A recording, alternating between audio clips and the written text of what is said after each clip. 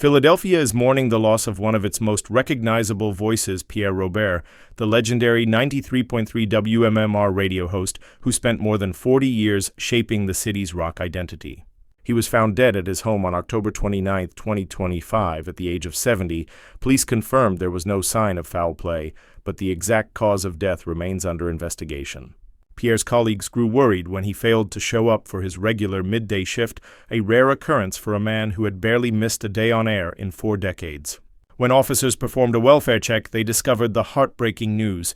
Pierre Robert's career was a story of passion meeting destiny. Born in Truckee, California, he began his radio journey in San Francisco after attending broadcasting school.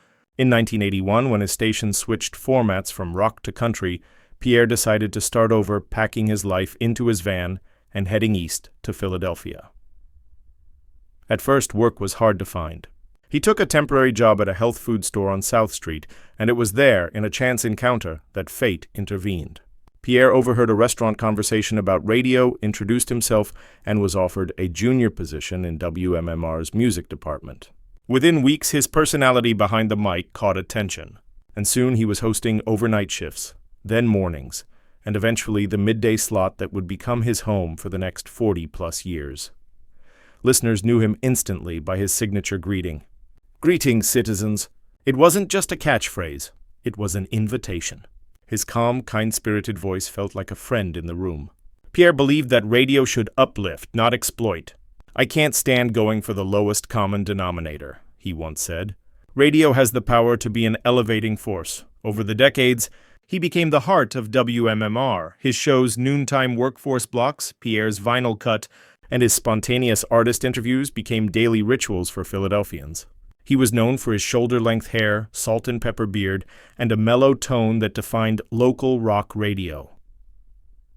Pierre's connection with the community went far beyond music. He championed causes like the AIDS Walk and MANNA's Pie in the Sky fundraiser, and for 20 years he was instrumental in the American Red Cross blood drive, helping save countless lives. In 2019, he was honored on the Philadelphia Music Alliance Walk of Fame, a rare recognition for a radio personality, proof of his cultural impact on the city he loved. Behind the microphone, Pierre's personal life remained largely private, but fans knew about his beloved golden retriever, Lucy. She wasn't just a pet, she was part of WMMR's family, often lying near the console during live shows. Listeners adored her, and musicians who visited the studio loved her calm presence. Pierre named his boat after her, called her his best friend, and even adjusted his schedule to care for her through therapy and treatments when she grew older. Lucy passed away in 2012 from organ failure, and Pierre spoke openly about the pain of losing her, saying, "Dogs are magical creatures, they just don't live long enough." After Lucy's death, Pierre continued to pour his energy into his listeners. His colleagues, Preston Elliott and Steve Morrison from The Preston and Steve Show, described him as a gentle soul who truly loved people and music.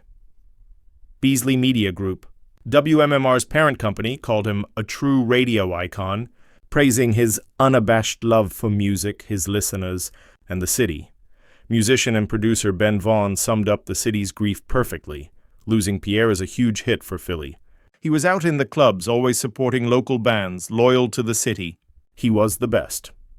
Pierre once said he didn't want to be remembered as a radio giant, only as someone who made a positive difference in some small way. But for countless people across Philadelphia, that difference was enormous. His warmth, humility, and consistency defined what local radio could be. Personal, authentic, and human. For over 40 years, Pierre Robert's voice echoed through offices, kitchens, and cars across the city, the voice that said, "Greetings, citizens," before another midday set of rock and roll. Today, that microphone is silent.